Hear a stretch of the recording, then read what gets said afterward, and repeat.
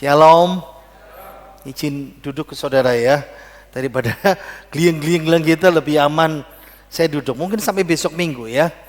Oke. Kita hari ini kita belajar dalam kitab Yosua ya.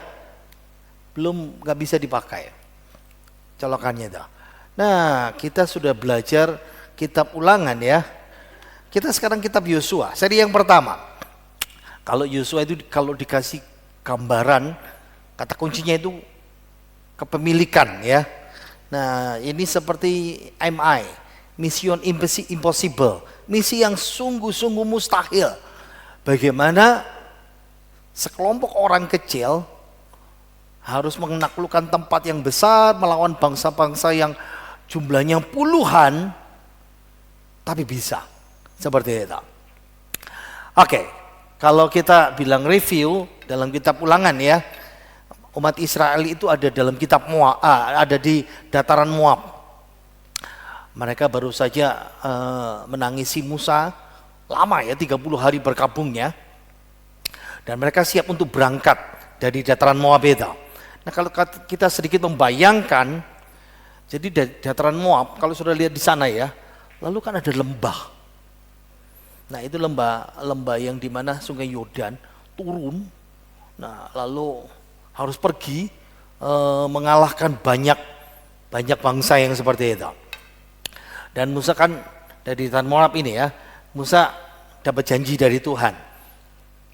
Musa nggak ikut menyeberang. Inilah negeri yang kujanjikan dengan sumpah. Itu seri Ulangan kita yang terakhir 102 ya. Janji kepada Abraham, Ishak, Yakub. Tapi engkau nggak boleh nyebrang, engkau hanya melihatnya di sini. Nah, kata kunci kitab Yosua itu adalah kepemilikan. Katakan sama-sama 2, 3, kepemilikan. Kenapa? Karena mereka mulai memiliki sebagian dari tanah Kanaan seperti itu. Nah, ayat kuncinya minggu depan kita pelajari. Ayat kuncinya di Yosua pasal 1 ayat yang ke-8. Ayo kita baca ya sama-sama. 2, 3. Janganlah engkau lupa memperkatakan kitab Taurat ini, tetapi renungkanlah itu siang dan malam, supaya engkau bertindak hati-hati sesuai dengan segala sesuatu yang tertulis di dalamnya. Sebab dengan demikian perjalananmu akan berhasil dan engkau akan beruntung. Amin. Jangan lupa engkau memperkatakan kitab Taurat ini. Kitab apa itu? Ya kitab Ulangan. Kitab sebelumnya.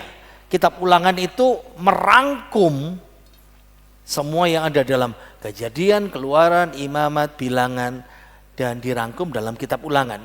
Dan itu sebabnya Tuhan berkata kepada Yosua yang akan mengganti, yang sudah mengganti Musa, siap untuk memiliki tanda perjanjian. Rumusnya dikasih sama Tuhan. Jangan lupa memperkatakan kitab Taurat ini. Bacanya siang dan malam. Serius itu, 2 kali ya. Bertindak hati-hati itu sebagai panduan sesuai apa yang tertulis di dalamnya. Kalau begini bagaimana? Apa kata Ulangan? Kalau begini bagaimana? Kalau menghadapi negeri yang seperti ini bagaimana? Lalu bagaimana persiapan kita? Apa kitab Ulangan? Wow, seperti itu. Kalau bisa, akibatnya perjalananmu berhasil dan kamu akan sukses. Kamu akan diberkati. Wow, seperti itu. Keren ya? Nah, kalau di dalam kitab Yosua, kita masih belajar pendahuluan ya. Belajar secara keseluruhan. Nah, ingat kalau dibentuk dalam bentuk penyataan kerajaan. Kenapa? Karena mereka dipakai oleh Tuhan sebagai, kita sama ya, kamulah bangsa yang kudus, imamat yang rajani, umat kepunyaan Allah. Nah, itu buat gereja, tapi buat orang Israel sama ya. Nah, dikatakan Allah menyediakan tanah Kanaan. Ingat ya, bumi, langit, dan segala isinya itu milik Tuhan. Betul enggak? Nah, tanah Kanaan itu milik Tuhan, walaupun dimiliki oleh musuh mereka. Allah menyediakan tanah Kanaan, tapi orang Israel punya tanggung jawab, menaklukkan, perang. Lalu sesudah menaklukkan, Allah menyediakan Israel perang, ditaklukkan, mereka baru possession, memiliki, kepemilikan, bisa memiliki. Nah, apa tujuannya kalau dikasih itu? Supaya mereka jadi imam. Nah ini, makanya kalau sudah baca dalam Petrus kan sama ya, kamulah bangsa yang kudus, imamat yang rajani. Supaya mereka menjadi imam bagi Allah, imam-imam di dunia ini dan menguasai dunia bersama-sama dengan Allah. Gambarannya seperti itu ya. Jadi kalau dibilang ringkasannya, nah kitab ini, kitab Yosua ini, Yosua yang nulis, dia mencatat possession. Kata kuncinya selalu ada di situ. Apa? Kepemilikan Israel atas sebagian besar tanah Kanaan. Kenapa? Kenapa bilang sebagian besar? Karena masih belum semua. Nanti dalam kitab Hakim-Hakim mereka belajar itu juga lagi. Mereka harus menaklukkan lagi seperti itu. Kenapa? Itu pemenuhan kesetiaan Allah. Kesetiaan apa? Allah janji sama Abraham, Ishak sama Yakub. Di situ. Allah setia kepada janjinya. Tapi kalau dalam kitab ini kita melihat ya, tanggung jawab iman, harus punya iman Yosua. Tuhan kasih tanah itu miliknya Tuhan, tapi masih berada di tangan musuh-musuh mereka. Yosua harus dengan iman pergi berangkat berperang, mengalahkan mereka dan merebut. Tapi bukan serampangan dan keteraturan. Mesti teratur. Ayo kita ke utara dulu, ke selatan, itu cara perang. Tapi begitu menyeberang, ngapain dilakukan? Ayo harus disunat dulu. Wah itu ceritanya, ada keteraturan. Ya, keteraturan untuk menginstruksikan umat Israel juga taat dalam imannya. Kenapa? Karena ada janji Tuhan yang diberikan kepada mereka seperti itu. Jadi perjanjiannya seperti apa? Penaklukan Israel yang setia, pasal 1 sampai pasal 12. Lalu pasal 13 sampai pasal 24 cerita possession, mereka memiliki. Makanya kata kuncinya apa, kitab Ulangan, kitab Yosua, possession, kepemilikan dari sebagian besar Kanaan untuk memenuhi janji perjanjian Allah kepada Abraham untuk memberikan apa? Tanah air. Allah janji kepada Abraham itu, Kejadian pasal 12, namamu besar, jadi bangsa yang besar. Sudah, tapi tanah air masih belum punya. Makanya kitab Yosua ini pemenuhan janji Allah tentang kasih tanah air. Seperti itu. Kalau di kitab Yosua ini dilihat dari sudut pandang penebusan. Nah, kitab Yosua itu menggambarkan negeri Kanaan yang diperhamba oleh bangsa-bangsa asing dalam kuasa kegelapan, dibebaskan, ditebus. Oleh apa? Oleh Allah. Diberikan kepada orang Israel, tapi Israel harus punya iman. Nah, seperti itu. Nah, untuk apa? Ini bukti bahwa Allah memberkati mereka.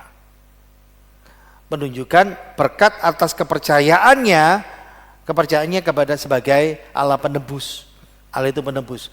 Tapi ini bukan kutukan dan bukan ketidaktaatan. Kenapa? Nanti kalau kita sudah sampai kitab Hakim-Hakim, tidak taat, terima kutuk.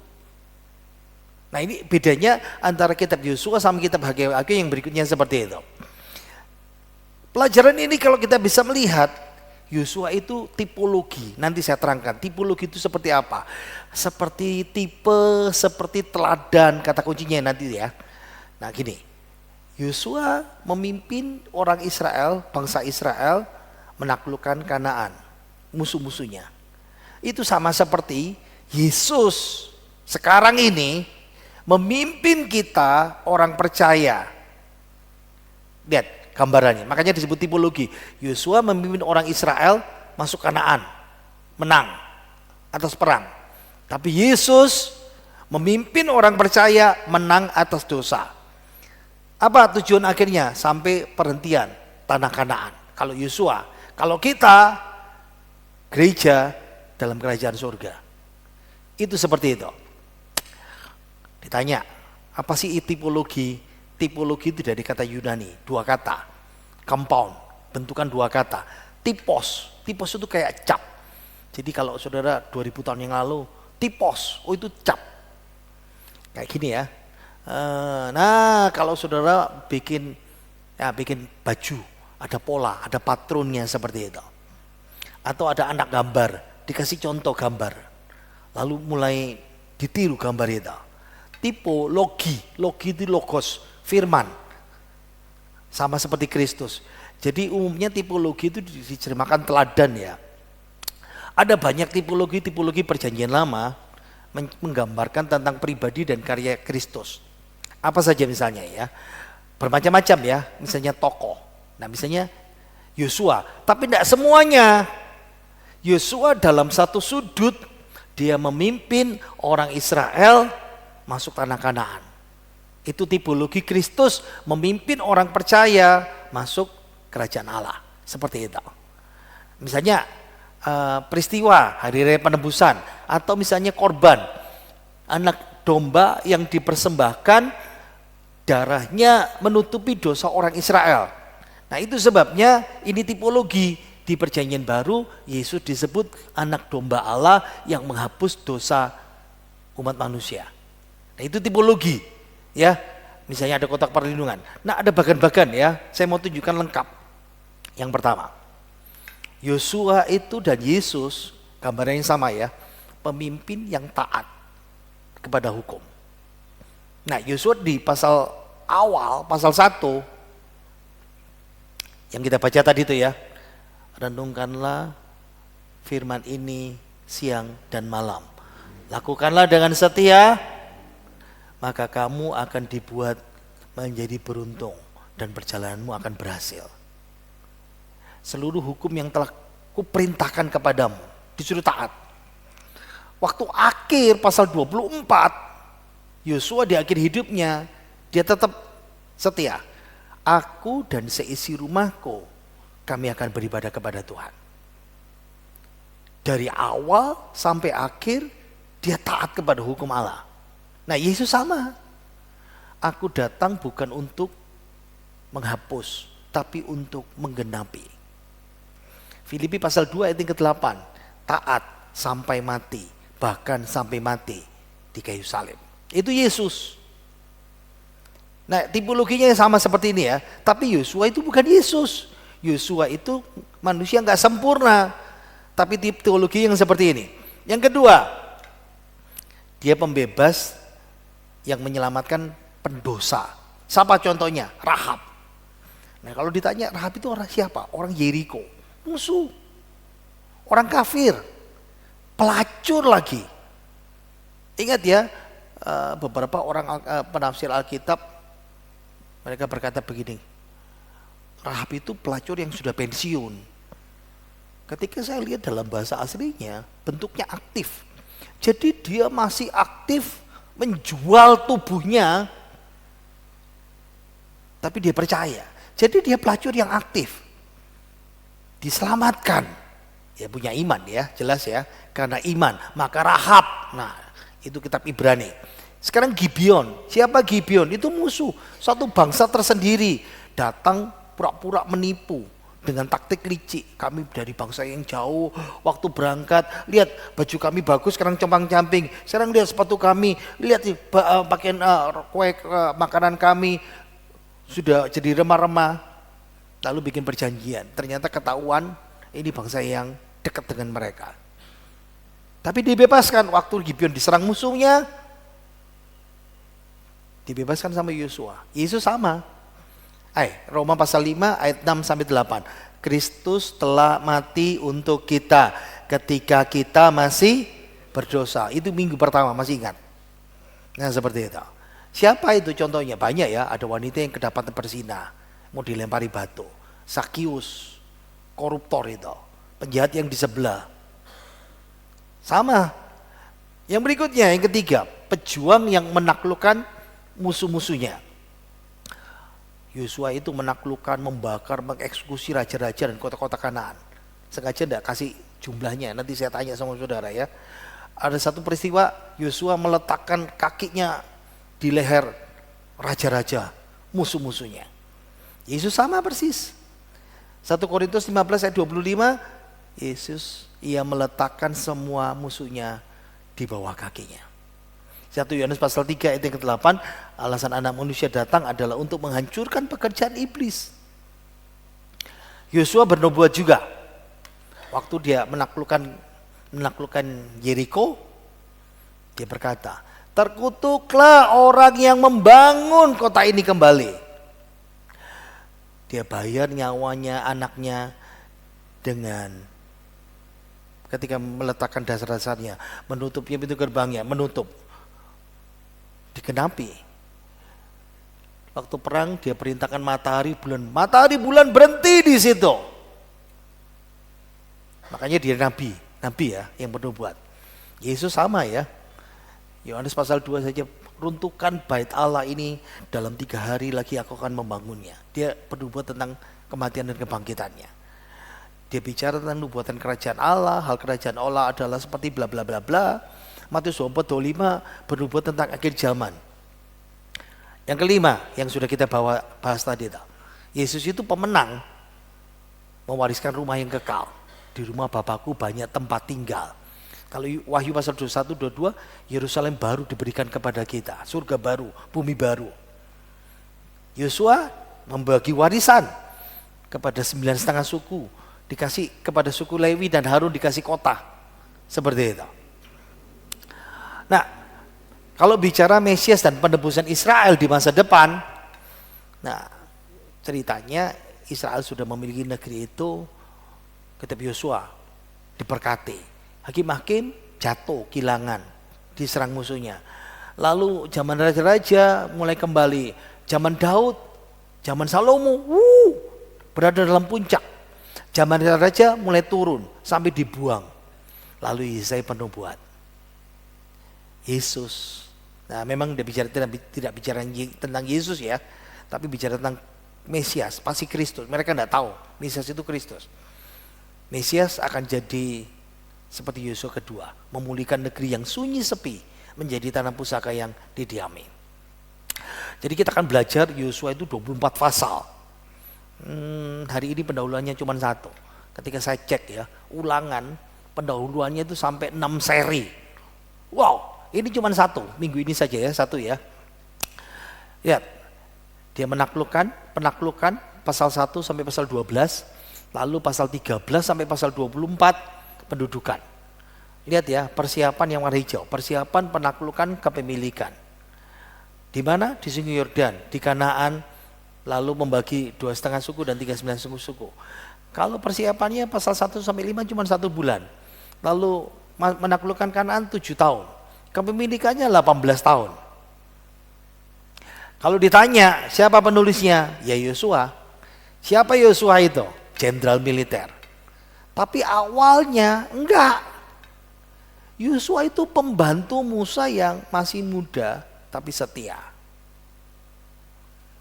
Orang yang punya keberanian dan iman. Setia berapa tahun? 40 tahun jadi pembantu. Yosua hamba Musa itu. Hamba 40 tahun.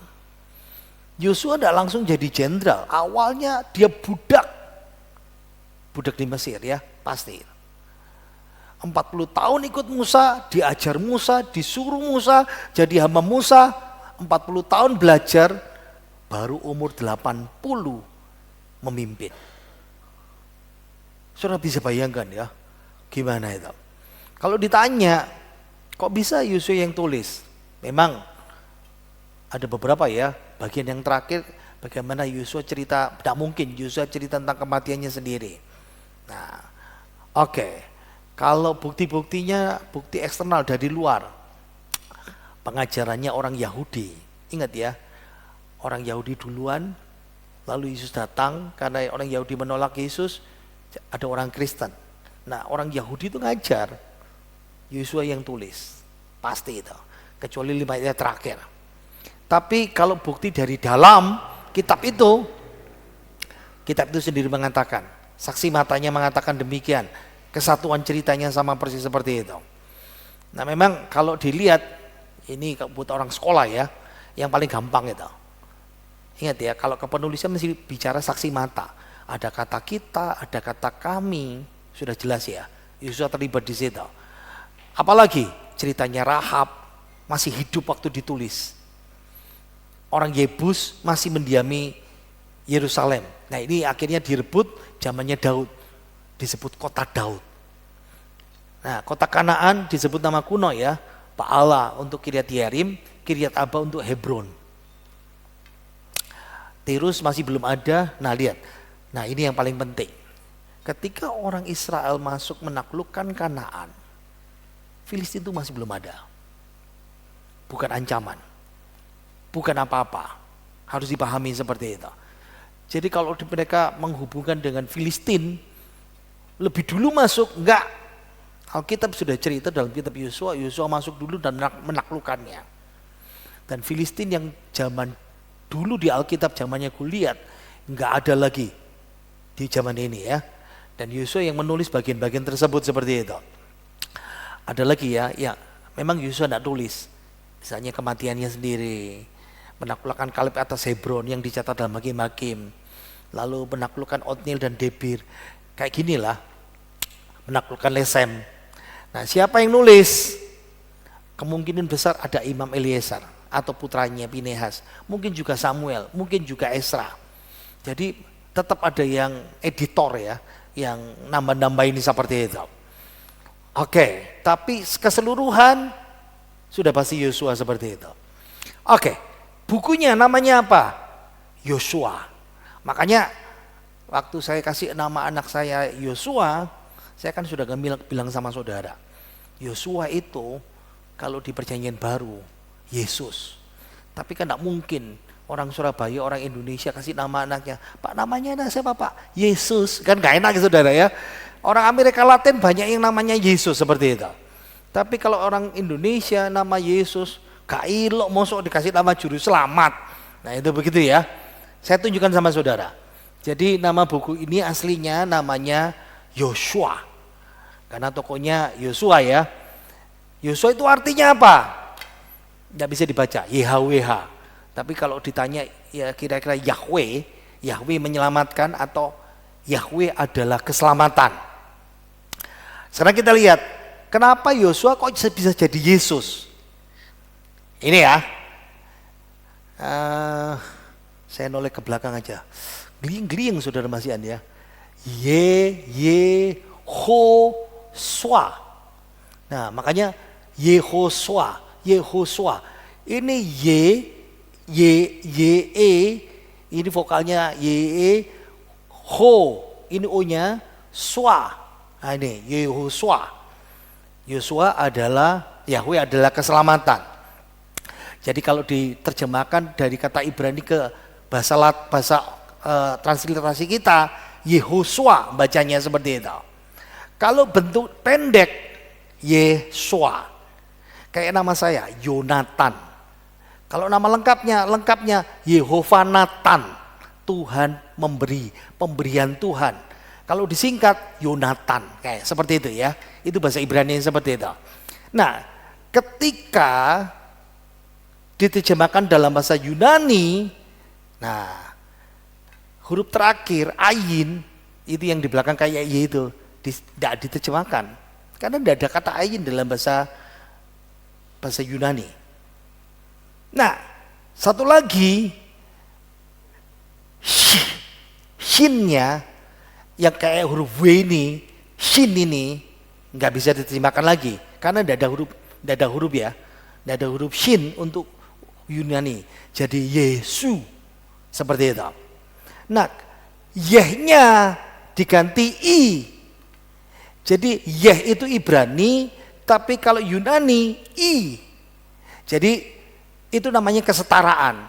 Yeh dalam bahasa Ibrani, ie itu dalam bahasa Yunani. Jadi Yesu. Nah, itu kalau baca orang Yunani. Jadi Yehosua jadi Yesu dalam bahasa Yunani. Nah, Yesu ini diterjemahkan dalam bahasa Inggris. jadi Yesus. O-nya hilang. Bahasa Inggris menerjemahkan O-nya hilang. Tapi Yesus, IE, diganti sama J. Oh, sorry. Harusnya huruf J yang depan itu. Oh, itu bukan IE, tapi J. Jadi huruf J menggantikan. Makanya Yesus itu bahasa Inggris. Jadi itu ceritanya ya. Yehosua, kenapa kok bisa jadi Yesus? Itu ceritanya seperti ini. Kalau penerjemahan itu ya, wis kok usah pusing. Yosua, Yesus itu sama seperti Ibrani sama huruf Yunani seperti itu. Oke, oh di sini Yesusnya di situ ya. Oke. Jadi kalau Yosua, Yahweh penyelamatan, Yahweh ada keselamatan, menggambarkan persis cerita buku ini seperti ini. Tuhan pakai Yosua jadi penyelamat, menyelamatkan umatnya, menaklukkan Kanaan, dan membagi, bicara kepemilikan negeri itu. Kalau bicara penempatan buku ya, Alkitab kita disebut kanon, urutannya itu loh, kayak apa sih ceritanya. Kalau perjanjian lama kita kan sama persis ya, jangan pusing-pusing lah, saya keluarkan saja lah. Lihat ya, kitab hukum itu pertama, lihat ya, akan dari kitab buku Kejadian, Keluaran, Imamat, Bilangan, Ulangan, Hukum. Lalu kitab sejarah, Yosua pasti paling depan. Persis. Tapi beda dengan Alkitab bahasa Ibrani. Alkitab kita karena kita ambil dari bahasa Yunani ya, terjemahan bahasa Yunani ya. Kalau dalam bahasa Ibrani isinya sama. Identik, cuman urutannya beda. Jadi Alkitab Ibrani itu kayak gini ya. Disebut akronimnya itu Tanakh. Apa itu? Torah, Nevi'im, Ketuvim. Jadi kalau Torah, Nevi'im, Ketubim. Makanya kalau dalam Alkitab bahasa Ibrani saya punya ini ya di kantor saya. Torah, Nevi'im, Ketubim. Nah ini, Torah, Ketubim, Nevi'im seperti itu. Nevi'im, Ketubim seperti itu, sorry. Nah, kalau diurutan dalam bahasa Ibrani sama persis, tapi ini isinya, bedanya di sini. Jadi Yosua disebut sebagai nabi pertama, nabi awal. Yosua, Hakim, Samuel, urutannya beda. Makanya kitab yang terakhir itu kitab Tawarikh dalam bahasa Ibrani, Alkitab Ibrani. Isinya sama, isinya Alkitab Ibrani dan Alkitab kita itu sama. Bedanya bahasa Ibrani kita diambil dari bahasa Yunani seperti itu. Cuman Mazmur itu disebut kitab tulisan. Kalau kita urutannya seperti lagi di sini ya. Nah, kalau kitab kita itu dibaginya seperti ini. Hukum, sejarah, puisi, nabi besar, nabi kecil. Nabi besar itu bukan gerejanya besar, orangnya kaya, diberkati, enggak. Bukunya banyak, tebel. Nabi kecil karena nabinya bukunya kecil, seperti itu. Makanya dibagi 5. Tapi Alkitab kita bahasa Ibrani dibagi 3. Nah, seperti ini. Bedanya di situ ya. Oke, lupakan saja ini buat belajar sekolah ya. Nah, kenapa disebut nabi? Ingat ya, kenapa disebut nabi? Jelas, dia pegang jabatan nabi, dia juga penubuat. Yang lain berkata, memang dia adalah nabi terdahulu, menggambarkan prinsip-prinsip yang seperti itu. Oke, santai. Waktunya kuis. Ini kan dibagi. Kok tambah ngeluh di sini saudara? Saya muter-muter di sini saudara ya. Sebelah barat, sebelah timur. Ingat ya, ketok moto di sini. Nama 2,5 suku. Ruben, apalagi? Gad, Manasye. Oke, apalagi?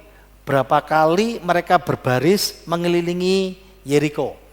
7 kali, 12 kali, 6, 13 kali. 13 kali. Hari pertama sekali.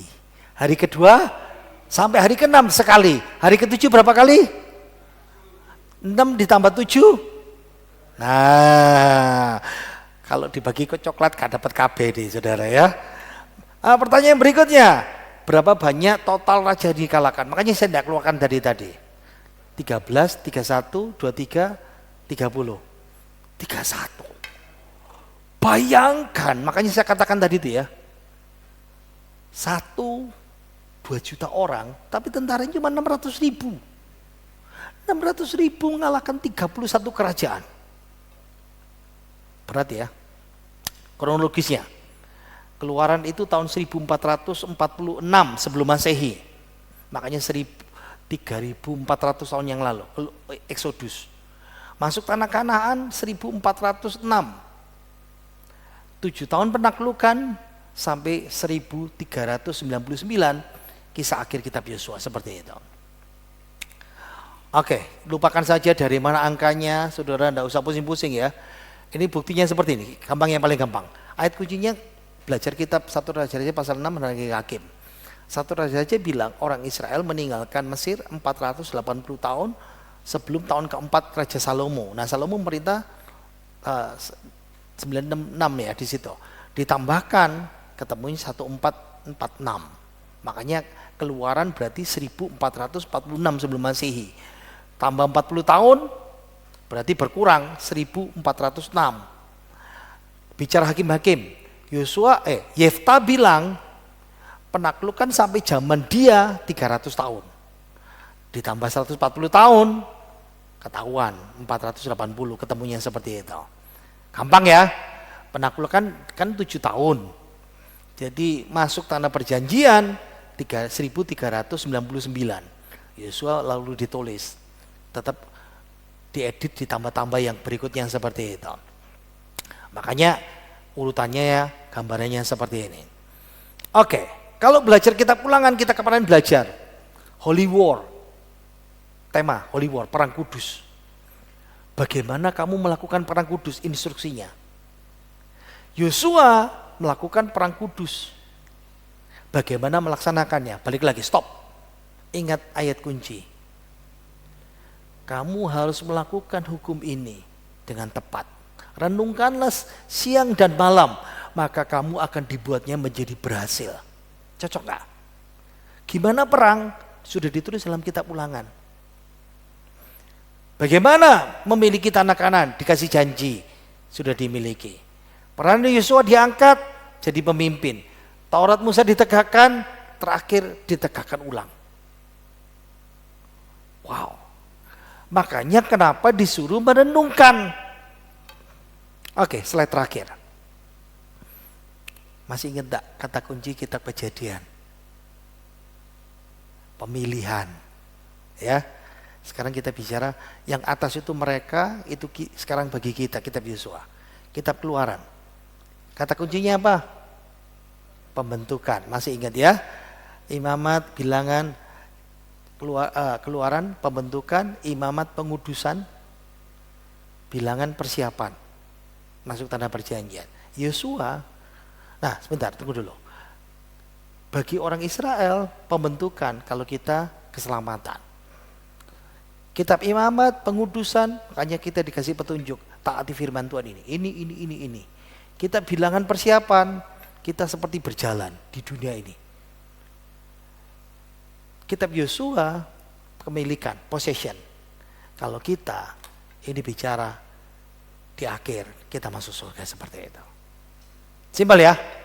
Oke, penerapan buat kita. Apa sih manfaat kita belajar Bible Class? Apa sih manfaat kita belajar Alkitab? Apa sih manfaat kita belajar firman Tuhan? Ingat ya, yang pertama bahwa kita bertumbuh. 1 Petrus pasal 2 ayat 2 sampai 3. Jadilah sama seperti bayi yang mau bertumbuh, yang menginginkan air susu yang murni, yang kepadanya membuat kamu bisa bertumbuh. Yosua bertumbuh dari pembantu budak. Pembantu Musa diangkat jenderal pengganti pemimpin. Bicara soal susu, saya jadi ingat cucu saya. Lahir 3 kilo, sekarang sudah hampir 8 kilo, saudara. Nah, tunggu dulu. Bagaimana dengan hidup saudara dan saya? Bertumbuh enggak? Apa sih manfaat Bible Class? Yang kedua, hidup kita jadi efektif ya. Diajar itu buat kita lagi mikir. Benar apa enggak? Koreksi. Kita salah. Dilatih bagaimana hidup. Diperlengkapi untuk melayani. Berikan kita bimbingan dan hikmat. Yosua bagaimana memimpin. Ingat ya, enggak pernah jadi pemimpin, 40 tahun jadi hamba, sekarang memimpin 2 juta orang. Mengalahkan 31 negara. 7 tahun perang. Dilatih. Kalah. Menang. Ada yang mesti diberesin. Dan yang suka yang terakhir. Maka kamu akan dibuatnya menjadi berhasil. Renungkanlah itu siang dan malam. Maka perjalananmu akan berhasil dan sukses. Orang Kristen kepinginnya minta diberkati Tuhan, betul nggak ya? Amin. Kepingin kita sukses, betul nggak? Tapi nggak mau merenungkan firman Tuhan. Yosua taat, merenungkan, melakukan, diberkati Tuhan. Simple, sesederhana itu. Tapi tidak sesederhana itu melakukannya.